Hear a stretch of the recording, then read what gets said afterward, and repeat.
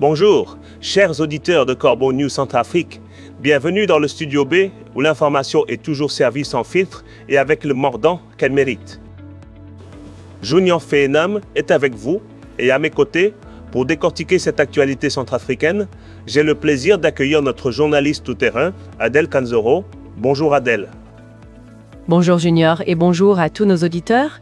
Oui, l'actualité en Centrafrique ne cesse de nous surprendre et pas toujours dans le bon sens. On va parler aujourd'hui d'un fait qui a vraiment choqué les esprits. Alors, Adèle, donne-nous ça, parce que le titre est déjà assez provocateur, Centrafrique, quand le ministre tricheur Aurélien Saplis-Zingas fait broyer les téléphones des élèves. Ça promet. En effet, Junior, un déploiement de forces stupéfiant et d'une violence extrême s'est déroulé récemment, juste après les épreuves du baccalauréat 2026 en République centrafricaine. Sur les instructions directes du ministre d'État à l'Éducation nationale, Aurélien Saplis-Zingas, des centaines de téléphones portables, confisqués aux candidats, ont été publiquement pulvérisés par un engin de chantier.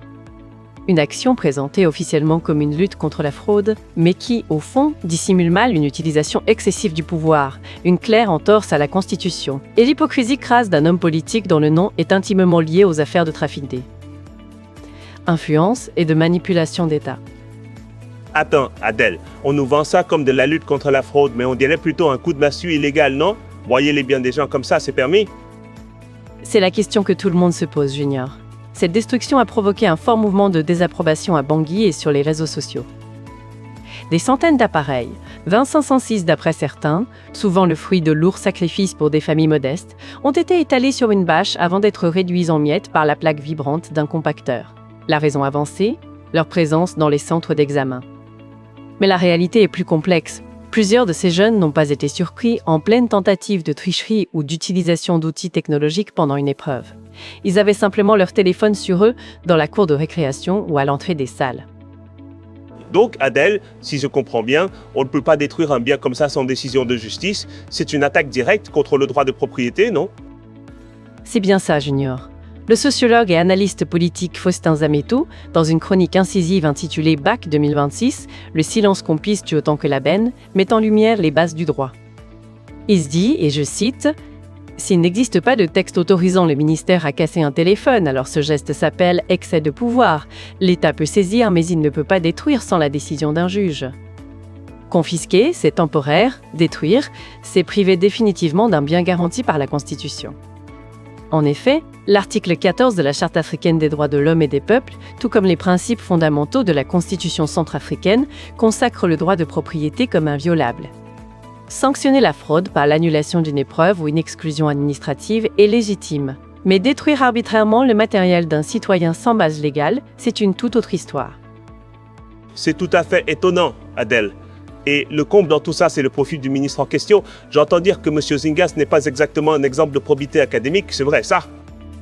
Ce qui rend cette démonstration d'autant plus choquante aux yeux des Centrafricains juniors, c'est justement le passé de celui qui met en œuvre ce déploiement de puissance. Aurélien Saplis-Zingas, aujourd'hui ministre d'État, se pose en grand moralisateur alors que son propre parcours académique et politique est fondé sur la fraude, le favoritisme et l'opportunisme. Depuis les bancs de la 6e, Zingas traîne une réputation de fraudeur invétéré. À l'université de Bangui, c'est grâce à la complicité d'un membre de sa famille, professeur à la faculté de droit, qu'il a pu valider ses années. Ce parent lui transmettait les sujets corrigés à l'avance. Le jour de l'examen, il se contentait de recopier, et ce, de la première année jusqu'à l'obtention de sa licence. Ne devant sa réussite qu'à cette manipulation bien huilée, il a vite fui les salles de classe pour se faire nommer secrétaire général de la mairie de Carnot, un poste qui correspondait plutôt à un niveau baccalauréat. Attends, Adèle, donc le ministre qui fait broyer les téléphones des élèves est lui-même un ancien spécialiste de la combine. C'est une blague, ça. C'est le monde à l'envers. On est en plein dedans, Junior. Politiquement, le personnage est du même calibre, ancien cadre de l'opposition démocratique. Il n'a pas hésité à renier ses engagements initiaux pour basculer dans le camp du pouvoir et s'offrir un fauteuil ministériel. Voir cet homme donner aujourd'hui des leçons de probité aux élèves de Centrafrique relève du pur cynisme. C'est l'arroseur arrosé, pour ne pas dire le fraudeur qui dénonce la fraude. Et derrière le vacarme du compacteur de chantier et la poussière des téléphones brisés se cache une réalité bien plus sombre. Le ministère de l'Éducation nationale est devenu une véritable fabrique de faux baccalauréats sous Zingas. Une fabrique de faux baccalauréats? Mais c'est une supercherie d'État à grande échelle ça, Adèle. Et ça sert à quoi ces bacheliers fantômes? Exactement, Junior. Comme cela a été divulgué précédemment, la délivrance de ces faux diplômes s'est faite directement par arrêté ministériel, sous la signature de Zingas lui-même. Une supercherie d'État mise en place pour fabriquer sur mesure des bacheliers fantômes parmi les militants et figures du parti au pouvoir qui n'ont jamais mis les pieds sur un banc de lycée. Cela leur permettait de remplir artificiellement les conditions d'éligibilité pour les élections législatives. Le comble, c'est qu'après ces divulgations gênantes, le ministre d'État a persisté dans l'erreur lors de sa conférence de presse, cherchant avec une maladresse étonnante à légitimer l'inacceptable.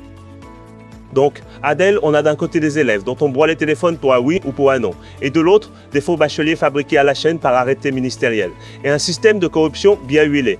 La balance est un peu déséquilibrée, non? Le mot est faible, Junior. Zingas a aussi mis en place un circuit de malversation qui gonfle ses réseaux financiers personnels, ses propres poches. Le directeur des ressources du ministère perçoit discrètement des sommes d'argent versées, tout aussi discrètement par certains candidats au baccalauréat à ceux. Certains présidents des centres d'examen et à certains proviseurs complices, tout cela dans le but d'obtenir le baccalauréat. Face à cette démonstration de puissance illégale, le manque de réaction des instances politiques, de la société civile et des leaders religieux interpelle. En se taisant face à la destruction arbitraire des biens de ces jeunes candidats, la classe politique et les acteurs moraux acceptent de fait une pente glissante où la puissance l'emporte sur le droit. C'est une situation qui éclaire les atteintes au droit et la corruption au sein du gouvernement, alors que des élèves sont punis sans raison valable. Oui, Junior. Comme le souligne Faustin Zametto, le sociologue que nous allons citer, un État fort n'est pas celui qui peut tout casser, c'est celui qui accepte de ne pas tout faire parce que la loi l'interdit.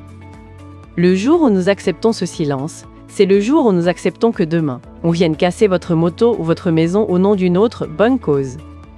La Centrafrique ne retrouvera pas la crédibilité de son système éducatif par des shows grand guignolesques et violents orchestrés par des ministres plus scrupuleux, mais par le respect strict des lois et la fin de la corruption au sommet de l'État. Un constat édifiant. Adèle, merci pour cette analyse tranchante. Merci à toi, Junior. Cet article nous a été rédigé par Gisèle Moloma pour Corbeau News Centrafrique. Pour nous contacter, n'hésitez pas à nous écrire sur WhatsApp ou à nous appeler au plus 836 tang 180 631 31 ou plus 136 tang 86. Merci de nous avoir écoutés et à très vite.